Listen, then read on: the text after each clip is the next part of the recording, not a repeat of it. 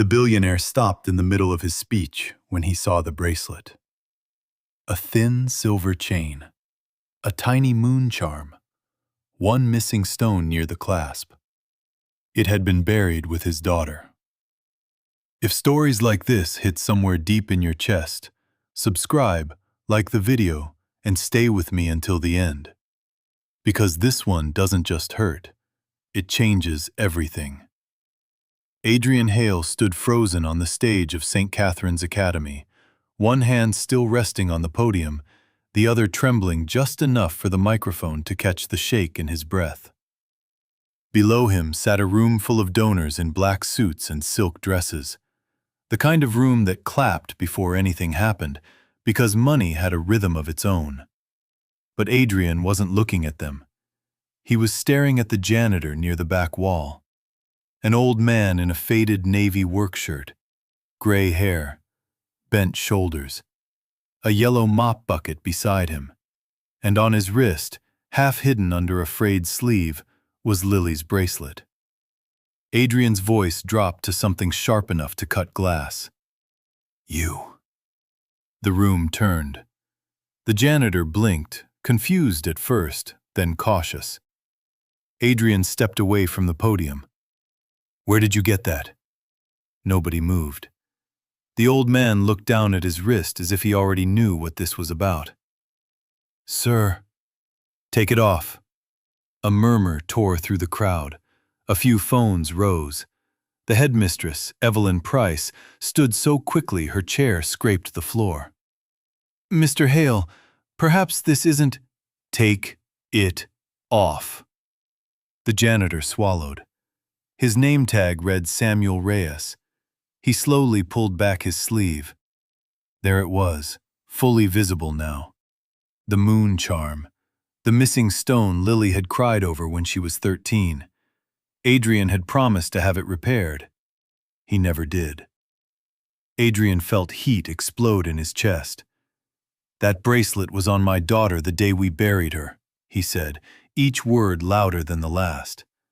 "So either someone robbed a grave, or you stole from a dead girl." The room gasped.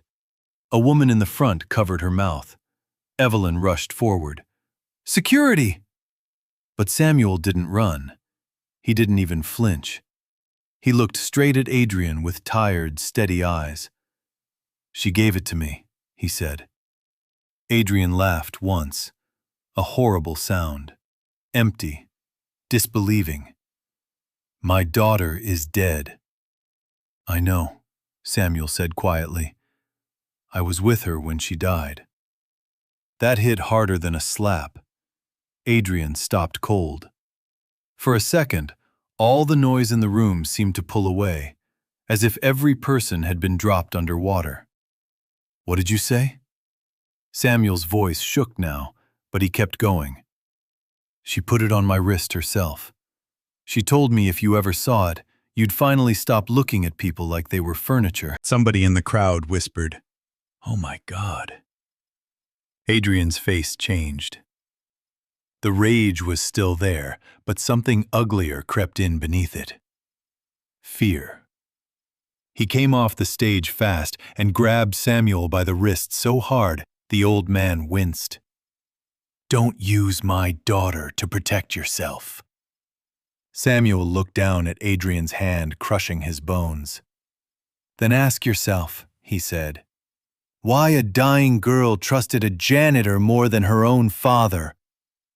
The silence after that felt violent. Adrian let go as if the man had burned him. Evelyn stepped between them. "Mr. Reyes, leave, right now." Samuel nodded once, picked up the handle of his mop bucket, and turned toward the side door. Then he stopped. Without looking back, he said, "Check the false bottom in my supply cart." And he walked out. The fundraiser collapsed in whispers. Adrian didn't finish his speech. He pushed past donors, past staff, past Evelyn calling his name, and stormed down the service hallway toward the janitor's closet. His shoes echoed off old tile, expensive leather on a floor his money had polished but never truly touched. The supply cart was still there. Bleach, trash liners, a half-empty bottle of glass cleaner. Adrian yanked the bottom tray out so hard it snapped loose on one side. Beneath a folded tarp was a white envelope with one word written on the front. Dad. His legs nearly folded under him. No. No, no, no. He tore it open with shaking fingers. Inside was a letter in Lily's handwriting.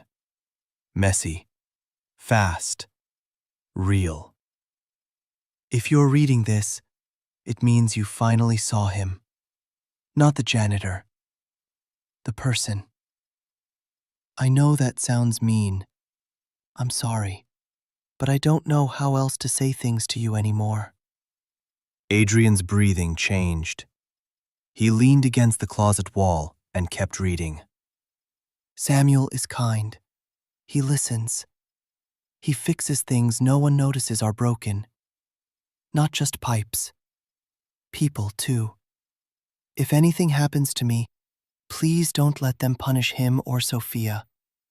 And please, please look in Boiler Room B, behind the red pipe panel. I hid copies there because I knew nobody important would ever go looking. I wanted to tell you myself. I tried. That last line almost made him drop the page. I tried. Adrian closed his eyes. 17 missed calls. That was the number that had sat on Lily's contact the night she died.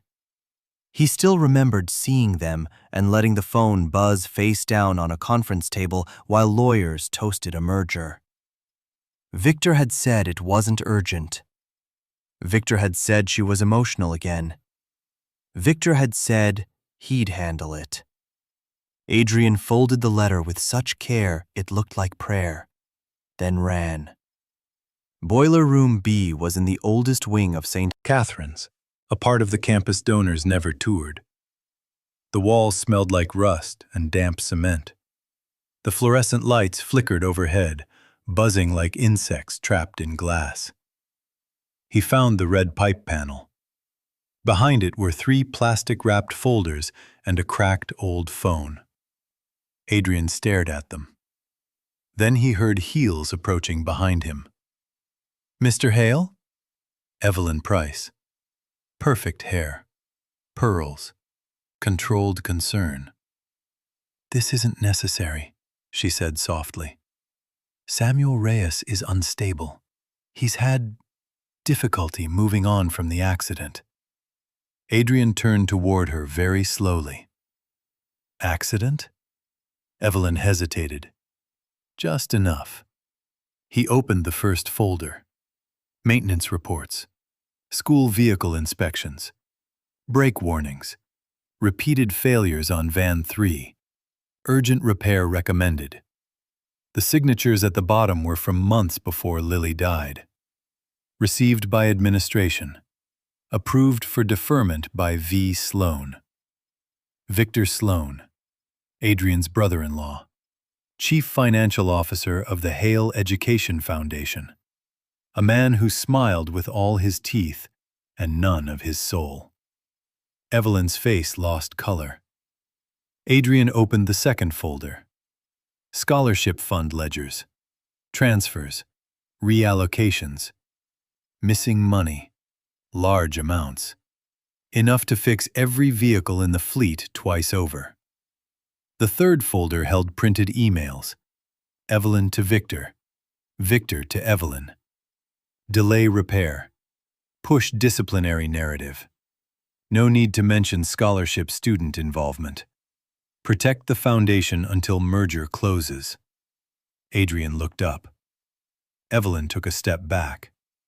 You knew, he said. Please, listen to me. You knew. It wasn't supposed to happen that way. That sentence ended whatever mercy had been left in him. He took one step toward her, then another. My daughter died in that van. Evelyn's eyes filled with tears that looked practiced. Lily took the vehicle without permission. Because why? She was trying to drive a woman to the hospital. What woman? Evelyn said nothing. Adrian felt the room tilt. He picked up the cracked phone from the folder. Dead. Old. What's on this? Evelyn's voice broke. A video. He stared at her. From Lily. Now even the boiler room felt too small to hold what was happening. Where is Samuel? Evelyn swallowed hard. Security escorted him off campus. Find him. Adrian. He slammed his fist into the metal shelf beside him, so hard the whole rack shook. Find him. An hour later, Adrian Hale's black car rolled into a neighborhood he had probably driven past 100 times without ever seeing. Small duplexes, uneven sidewalks, kids riding bikes with one hand, laundry moving in warm night air. Samuel Reyes lived in a narrow house with peeling paint and flower pots made from old soup cans. The porch light was cracked. The screen door leaned a little to one side. Adrian stood there holding Lily's letter like it might stop his hands from shaking. A teenage girl opened the door. Big eyes, tight jaw, school hoodie 2 sizes too big. "Grandpa's resting," she said. "Go away." "Are you Sophia?" Her expression hardened instantly. "You know my name?" Samuel's voice came from inside. "Let him in, mija." Adrian stepped into a living room so clean it made his own mansion feel cold. Books stacked in corners, a patched sofa, a framed photo of a woman smiling in a nurse's uniform. Another of Lily, sitting on these very steps, laughing with Sophia. Adrian stopped at that photo. His daughter. In this house. Alive in a world he knew nothing about. Samuel sat in an armchair with an ice pack wrapped around his wrist. The bracelet was no longer on him. He had placed it carefully on the coffee table between them, like evidence, or a wound. Adrian looked at it and whispered, "Tell me everything." Samuel leaned back and closed his eyes for a second, like opening this story hurt physically. "Lily started coming here last year," he said. "Not to the house at first, to the school basement after classes. She helped Sophia with math because the tutors were only for full-paying students. Then she started bringing food for kids who pretended they weren't hungry." Sophia crossed her arms, trying to be angry, failing. "She was bad at sneaking," she muttered. "Rich people don't know how to carry cheap grocery bags without looking guilty." For the first time that night, Samuel almost smiled. Adrian couldn't. He stared at the photo. "She never told me." "No," Samuel said. "She told me you were always busy building things for children you never had time to look at." That landed, because it was true. Adrian sat down slowly. Samuel continued. "Sophia's mother got sick. Bad lungs. She needed treatment. The school promised to help scholarship families in emergencies, but the fund was drying up. Lily knew that didn't make sense. She started asking questions, reading files, listening when adults thought she wasn't there. Sophia went to the kitchen and came back with a cookie tin. She set it in Adrian's lap without a word. Inside were receipts, little notes, and Polaroids. Lily painting lockers with volunteer students. Lily sitting cross-legged on the floor beside a younger boy with a broken backpack. Lily in this very room, wearing that bracelet and a flour-smudged t-shirt, holding up a burnt tortilla and laughing.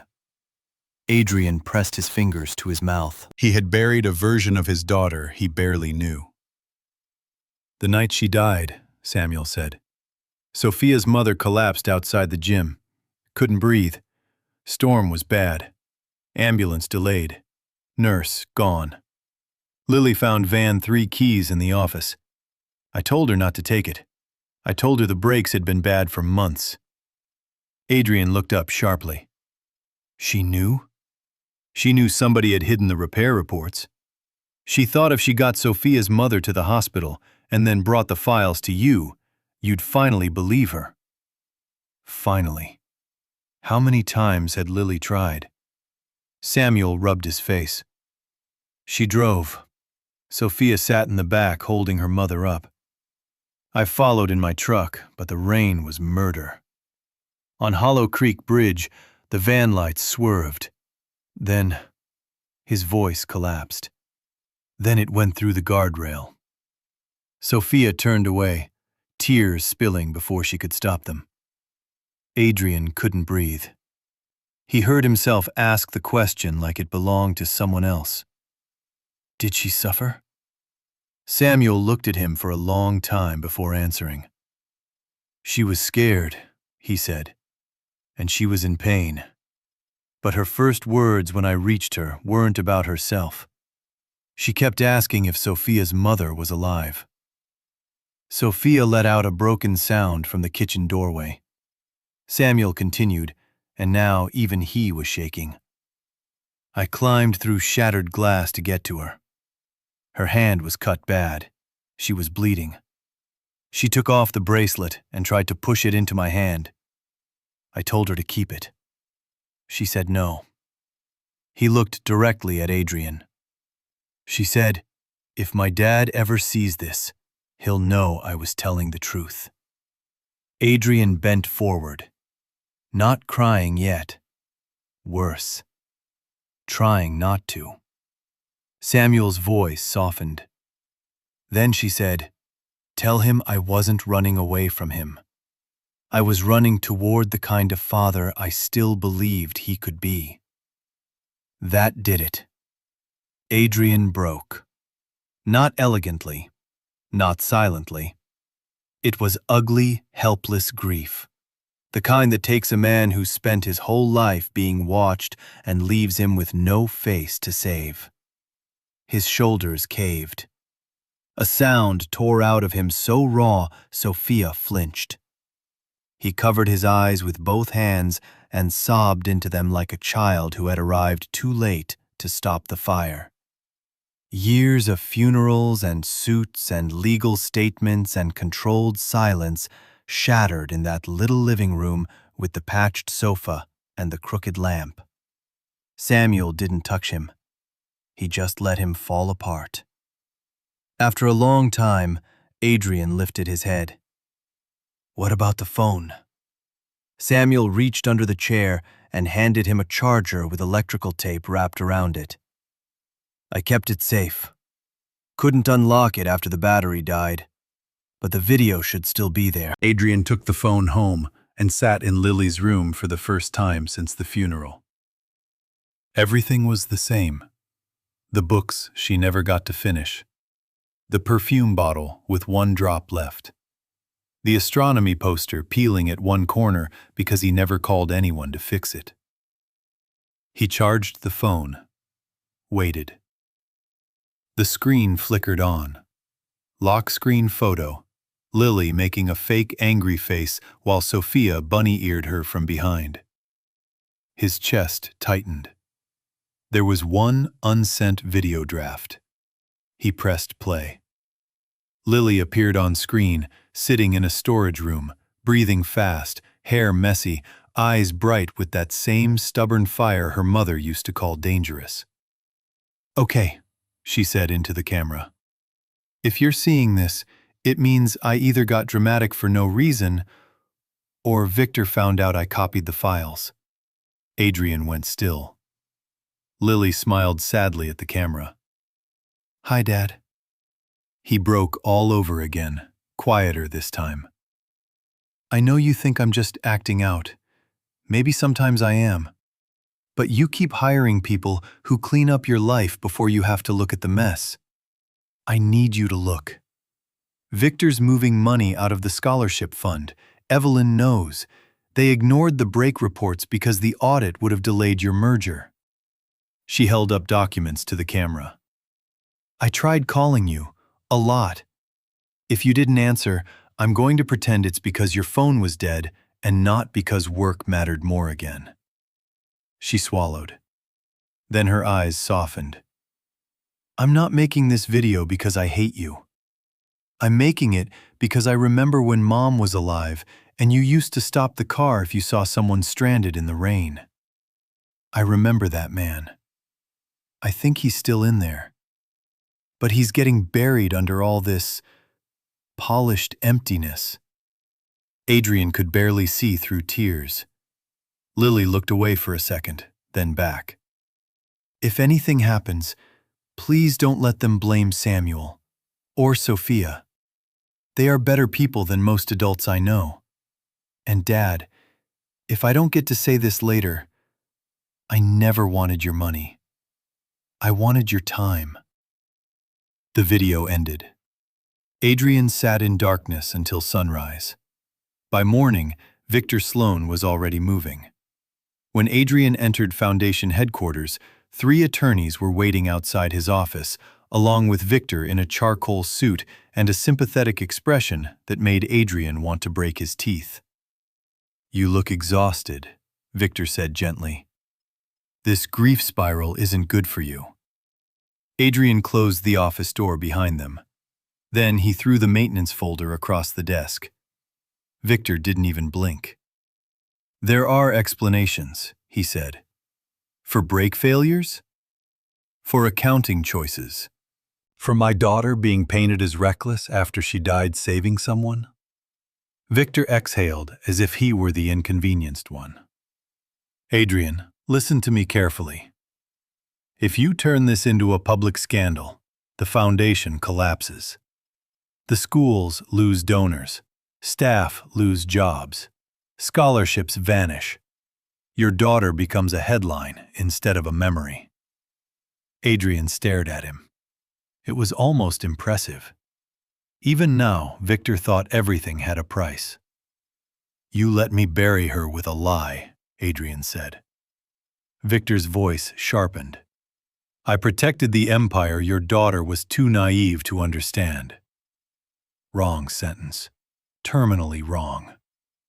Adrian walked around the desk and got right in his face. She was the only honest thing left in it. Victor lowered his voice. Be smart. We can remove Evelyn quietly. Offer Reyes a settlement. End this. Adrian's expression changed then, and Victor finally saw it. Not grief. Decision. There won't be a settlement. That afternoon, St. Catherine's held an emergency student assembly. Evelyn planned to announce administrative restructuring.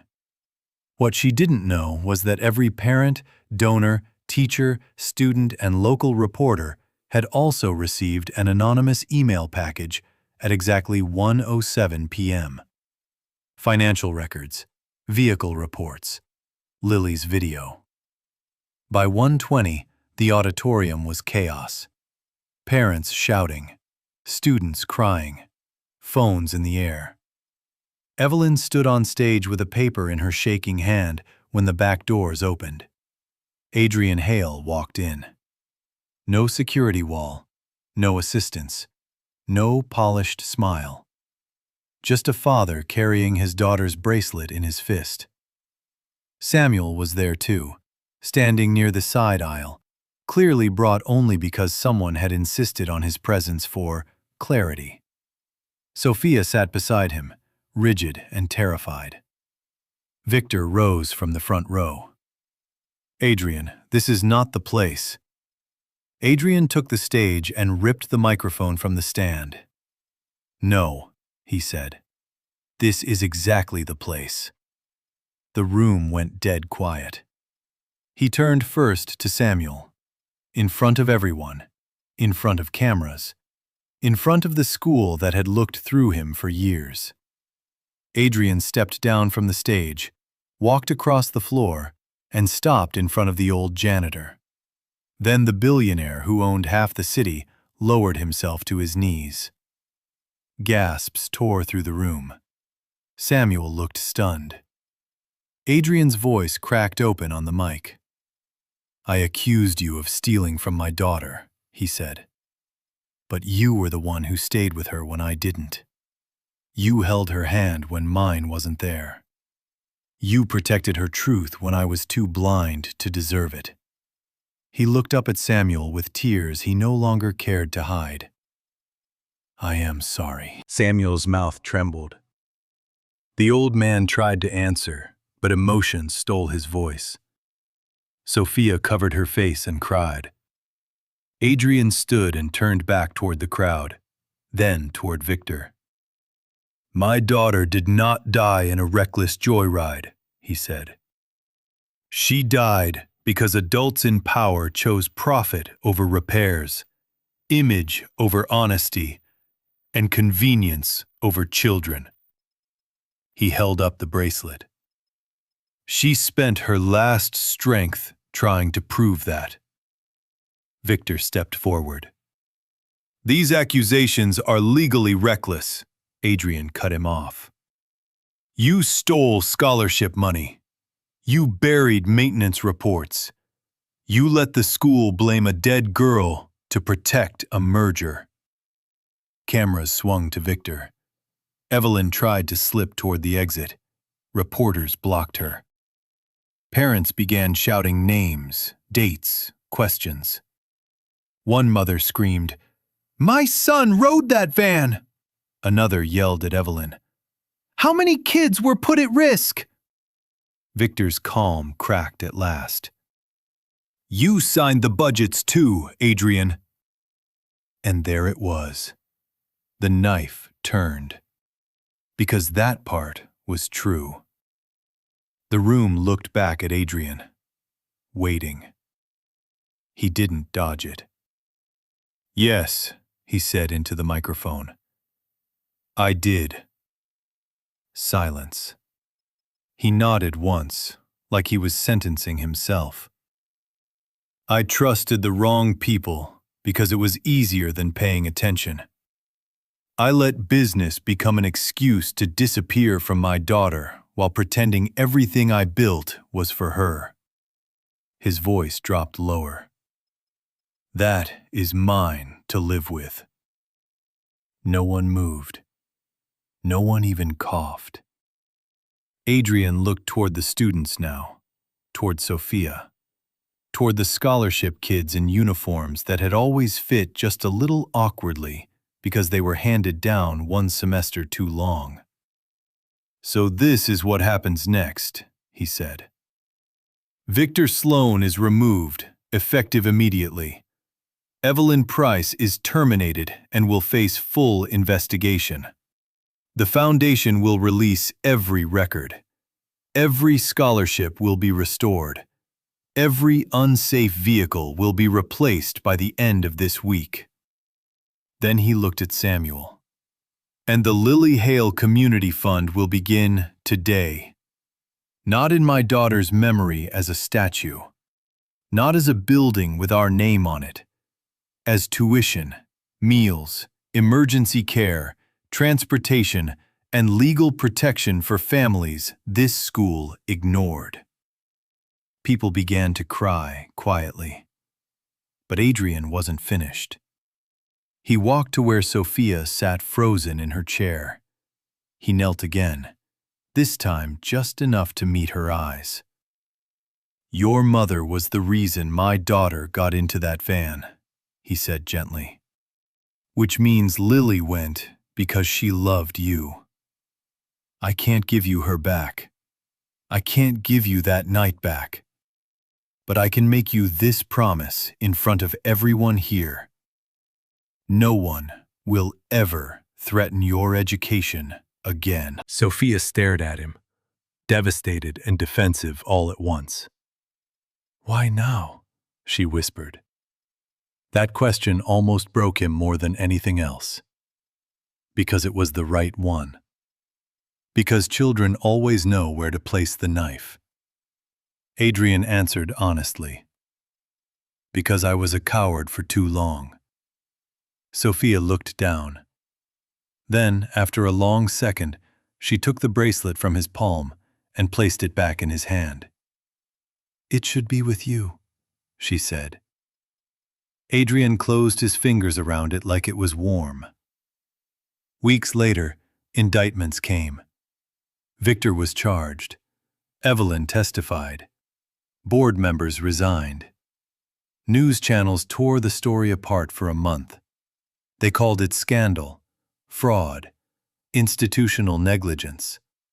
But the people who really knew what it was called it by a simpler name: Lily. The girl who refused to look away. The girl who loved harder than the adults around her knew how to deserve. The girl who died trying to save someone else and still found a way to expose the truth. Adrian changed too. Not in the shiny, public way rich men love to advertise. No cameras at soup kitchens. No dramatic magazine interview. He started showing up where Lily used to. Homework tables in the community center. Hospital bills being reviewed one by one. School pickup lanes. Parent meetings in folding chairs that squeaked every time he moved. The first time he volunteered in the kitchen, he overcooked the rice and got laughed at by 8-year-olds. He laughed too. It sounded rusty. Human. Samuel kept his job, but only because he agreed to one condition. Not from the board. From Lily, in a way. He had to stop disappearing into the walls. Adrian made him head of campus care and community support, a title Samuel hated because it sounded expensive. Sophia kept correcting his email grammar. He called her a tyrant. She called him old. Somehow, they both smiled more. And on the first anniversary of the Lily Hale Community Fund, there was no grand gala, no crystal chandeliers, no donor auction. Just a small gathering in the renovated West Courtyard where scholarship students had painted a mural across the brick wall. At the center of it was a silver moon, one tiny stone missing. Adrian stood there at dusk while children ran past him and music drifted from a cheap speaker that kept cutting out. Samuel stepped beside him. "You hear from her sometimes?" Samuel asked. Adrian looked over. "What do you mean?" Samuel nodded toward the mural, toward the kids, toward the noise and life and mess of it all. "In the places she changed." Adrian looked at the bracelet on his own wrist. He wore it every day now.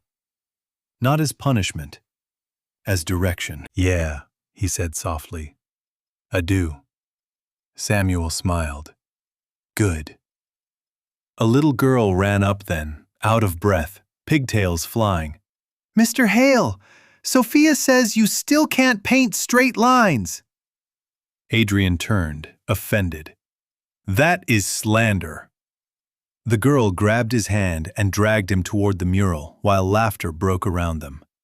And for the first time since Lily died, he didn't follow grief. He followed where she had been leading him all along. Toward the people he had once trained himself not to see. Toward the broken things worth fixing. Toward a love that demanded more than money.